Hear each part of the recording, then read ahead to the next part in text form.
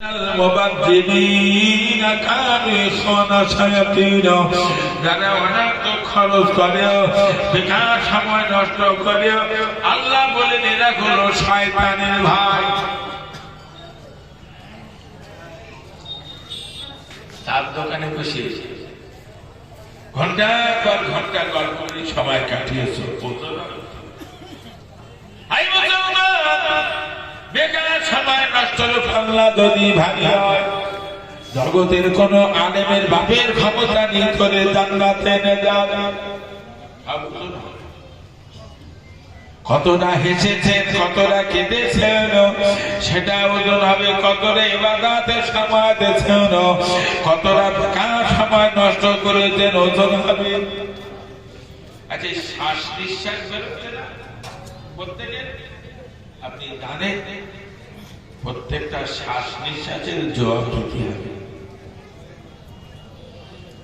কতটা শ্বাস নিঃশ্বাস আল্লাহ ইবাদতের ভিতরে ব্যয় হয়েছে, কতটা শ্বাস নিঃশ্বাস শয়তানের দলে বসে সময় নষ্ট হয়েছে। কিছু ছেলেরা মেয়েরা রাত দুটো তিনটে মতো ঘুমায় না, এটা কি জানে? আমরা রাত্রি চলি রাস্তায় দেখছি, রাস্তার সামনে একটা ভাঙা ওই কারেন্টের খুঁটি ইট দিতে তারে ব্যক্তি মতন করিয়েছে। রাত দুটোর সময় যাত্রী দেখি বসে বসে শুধু ফোন ঠেলছে, সময় চলছে। আমার নবী নিষ্পাপ ছিলেন, নিষ্কলঙ্ক ছিলেন, মাসুম নবী ছিলেন, ঠিক না বেঠিক? না না মুসলমান, বিশেষ হানাফি মাযহাবে বড় ফতোয়া কিতাব, কিতাবটার নাম রদ্দুল মুখতার। আল্লামা ইবনে আবিদিনের লেখা ওই কিতাবের ভিতরে বলা হয়েছে, ওই কিতাবের ভিতরে লিখেছেন আমার রাসূলুল্লাহর পেশাব পায়খানাগুলো পবিত্র। একটু মন খুলে বললেন, জগৎ বড় হানাফি মাযহাবে বলেন আল্লামা শিবলি নোমানি রাহমাতুল্লাহ আলাইহি হুজুর আমার কিতাবের ভিতরে লিখেছেন, ও মুসলমানের বাচ্চারা, আল্লামা শিবলি নোমানি আমার ভাইজান তিনি লিখেছেন আমার রাসূলুল্লাহর পেশাব পায়খানাগুলো আতরের চেয়ে সুঘ্রাণ ছিল। আম্মা জান আয়েশা সিদ্দিকা রাদিয়াল্লাহু তাআলা আনহা বর্ণনা করেছেন, আমি দেখেছি আমার নবী সারা রাত দাঁড়িয়ে দাঁড়িয়ে নামাজ পড়তেন। নিষ্পাপ নিষ্কলঙ্ক সারা রাত নামাজ পড়তেন, সারা রাত। আম্মা জান আয়েশা সিদ্দিকা বলছেন সারা রাত দাঁড়িয়ে নবী নামাজ পড়েছেন, যার বিনিময় পায়ের গোড়ালি গুলো ফেটে ফেটে রস বার। এরা 2 রাকাত নামাজ পড়ি বাড়ি যাচ্ছে, এখানে নাকি কম করে দেওয়ার পরই জান্নাতে যাস।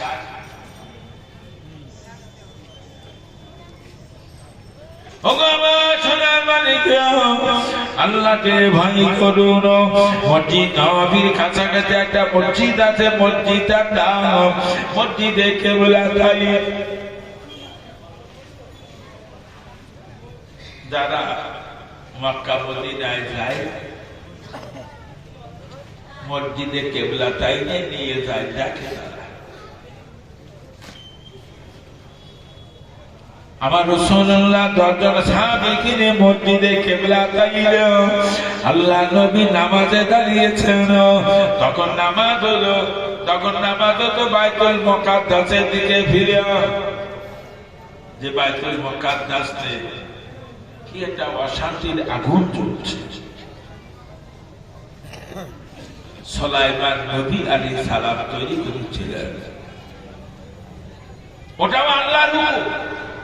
নবী সাহাবীদের নামাজ পড়তে বাইতুল মুকাদ্দাসের দিকে ফিরে কিন্তু আমার নবীর না মন চাইতো আল্লাহ যদি কাবাকে কেবলা বানাতেন, নবীর মনটা খুশি হতো।